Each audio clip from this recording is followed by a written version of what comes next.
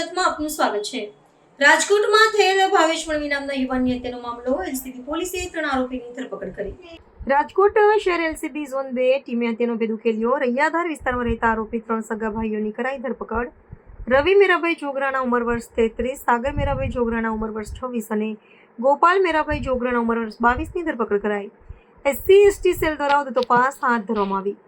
15 March 2026ના રાત્રે 10 વાગ્યાની આસપાસ એક મારામારીની ઘટના બનેલી હતી રાજકોટ શહેર ખાતે, જે અંતર્ગત યુનિવર્સિટી પોલીસ સ્ટેશન ખાતે હત્યાના પ્રયાસ બાબતે ફરિયાદ દાખલ કરવામાં આવી હતી અને તેમાં સામેલ 3 આરોપીઓ અત્યારે સાગર જોગરાણા, ગોપાલ જોગરાણા તથા રવિ જોગરાણાની રાજકોટ શહેર પોલીસ દ્વારા ધરપકડ કરવામાં આવેલી છે।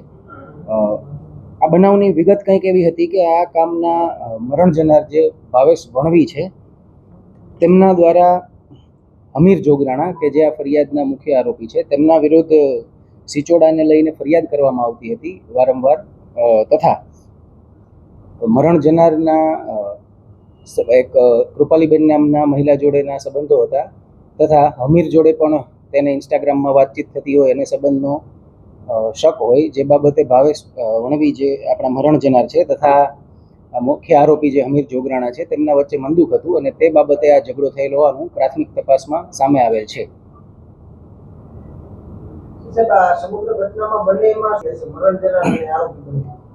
આ કામે જે આપણે 3 આરોપીની અટક કરેલી છે, સાગર જોગરાણા, ગોપાલ જોગરાણા તથા રવિ જોગરાણા, તેમના વિરુદ્ધ કોઈ ગુનાહિત ઇતિહાસ નથી જણાઈ આવેલો, પરંતુ આ કામના જે મરણ જનાર છે ભાવેશભાઈ વણવી તેમના વિરુદ્ધ ભૂતકાળના 8 ગુનાઓ છે, મારામારી, રાયોટિંગ, ધમકી તથા પ્રોહિબિશન જેવા હેડ હેઠળના, અને તેમની પાસા હેઠળ અટકાયત પણ થઈ ચૂકેલી છે।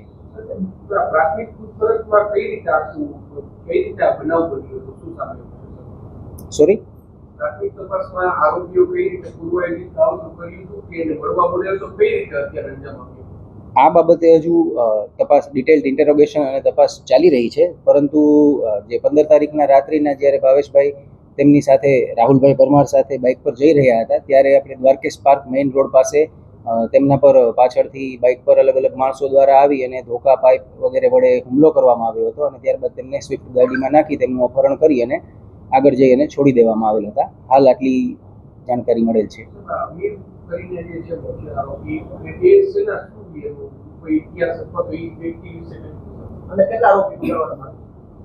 અમીર જોગરાણા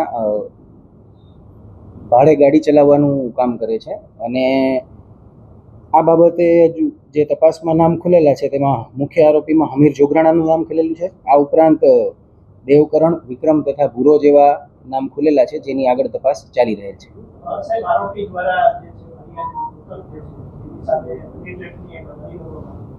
જી, યુનિવર્સિટી પોલીસ સ્ટેશન ખાતે એક અરજી કરેલી હતી, જેમાં અમે વિગત જણાવી એ રીતે જ કે કૃપાલીબેન અને ભાવેશ વણવી વચ્ચેના જે સંબંધો હોય તેના આધારે તેમને હની ટ્રેપની ધમકી પણ આપવામાં આવેલી હતી, જે બાબતે અમીર જોગરાણા દ્વારા અરજી દાખલ કરવામાં આવેલી હતી।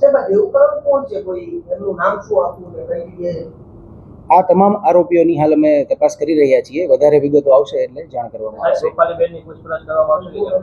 તપાસમાં તમામ સંડોવાયેલા વ્યક્તિઓ જેમના નામ ખુલશે એ તમામ તપાસ કરવામાં આવશે। तो व्हाट्सएप, ट्विटर, फेसबुक, इंस्टा जहाँ भी आपका अकाउंट है, इसे शेयर बटन के द्वारा वहाँ पर शेयर करें।